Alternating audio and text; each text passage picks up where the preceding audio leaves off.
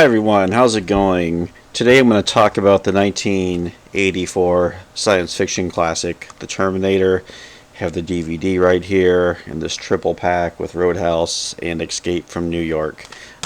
I always feel like the ideal way to watch The Terminator is on a VHS tape because that's probably how millions first experienced it, outside of watching it on the big screen, which I never have, but it just feels like one of those staples of the VHS era. But anyway, so Terminator launched a franchise. This was directed by James Cameron. Also wrote the script with Gail Ann Hurd. The film starred Arnold Schwarzenegger as the Terminator, the title character, and maybe his most iconic role. Also, we have Linda Hamilton as Sarah Connor, another iconic role, and Michael Biehn as Kyle Reese. Great supporting cast as well, with Lance Henriksen, who was the original choice to play the Terminator, although he would play an android a few years later with Aliens. Paul Winfield. So just a great cast throughout. Bill Paxton makes a brief appearance at the beginning of the film and kind of some comic relief. So a little bit about the story. I'm not going to, no need to go into much detail with the summary, but basically the Terminator is sent from the future where there's a war between humans and cyborgs after the cyborgs launched a nuclear war. He is sent to the past to kill Sarah Connor, whose son will lead the resistance in the future against the cyborgs. So the idea is, get rid of Sarah Connor, and there will be no resistance at all. So pretty basic, simple, straightforward story. Of course, Michael Biehn is sent as to protect Sarah Connor in the movie from the Terminator. And so that's basically the story. I think many things make this film work. It's just one of those where everything comes together wonderfully.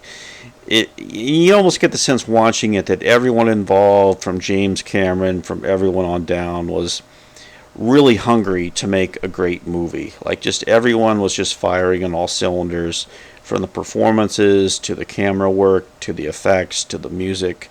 Everything just really worked, blended together well. I should mention the cinematographer, Adam Greenberg, passed away recently, I think a week ago or so. Just outstanding photography throughout this movie. Often called a tech noir because of the combination of film noir tropes and science fiction tropes. The club in the movie where the Terminator first encounters Sarah Connor is the tech noir. So it's just all the nighttime. A lot of the scenes are at night. The chases, the action scenes are at night. So all the great noir elements are there. I mean, Blade Runner clearly is a big influence on the film, but the Terminator really creates this singular vision, you could say. So there's all the noir elements that really make it work.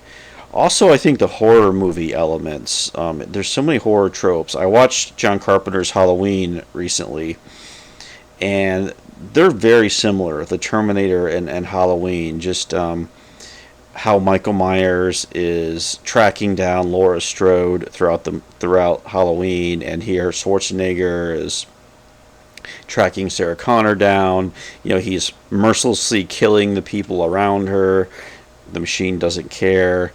And even their final confrontation they have in that factory, at that shaft or whatever, and how it's so claustrophobic, and it's trying to reach her just before it shuts down, before she kills it, and it's just a really claustrophobic moment, so evocative of Halloween when Laurie Strode is trapped by Michael Myers in the closet when they had their final confrontation. So yeah, a lot of great.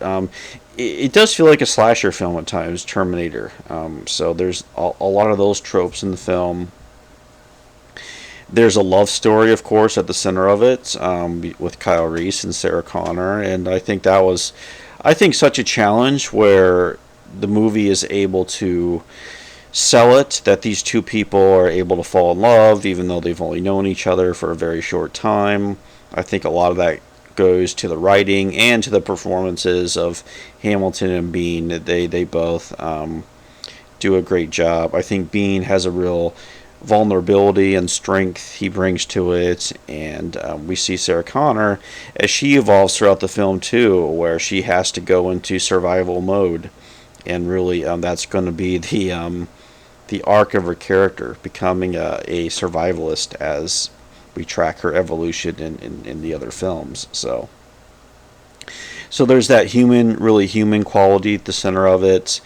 That post-apocalyptic side of the film, where we get some glimpses of the future, of all the war between the cyborgs and the humans, and it's like great war movie stuff. And I think later on with the second Terminator T2, of course, Cameron would kind of redo those scenes with a much bigger budget of these battles of the future, which really it's just such a cool aesthetic and looks great, evocative of Star Wars, no doubt, and which is another influence here. And it is interesting because George Lucas had stepped away from making Star Wars films the year before, and it's almost as if Cameron stepped in to fill that gap a little bit.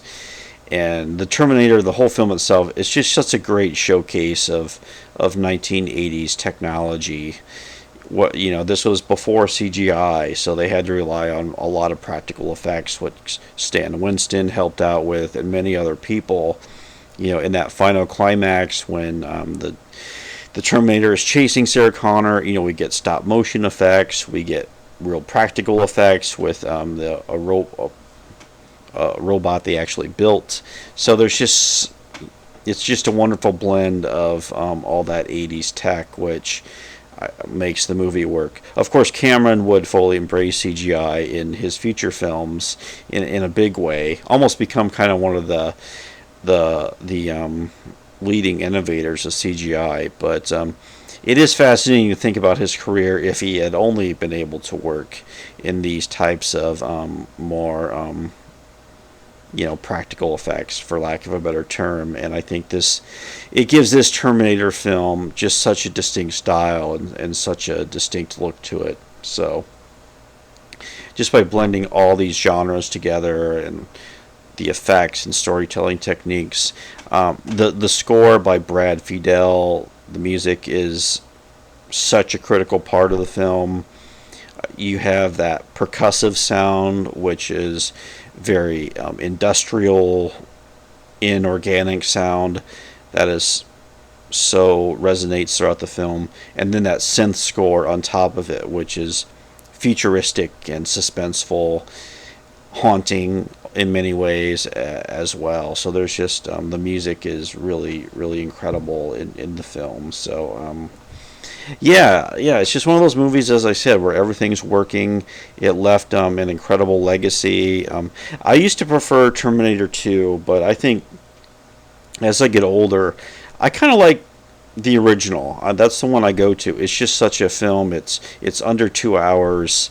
It moves along at a fast clip. It just has that pulpy, propulsive style to it that really makes it a classic and an impressive movie, and lifted the careers, no doubt, of everyone involved in the making of this film. So yeah, so those are my thoughts on the Terminator. Thanks for watching, and I will talk to you later.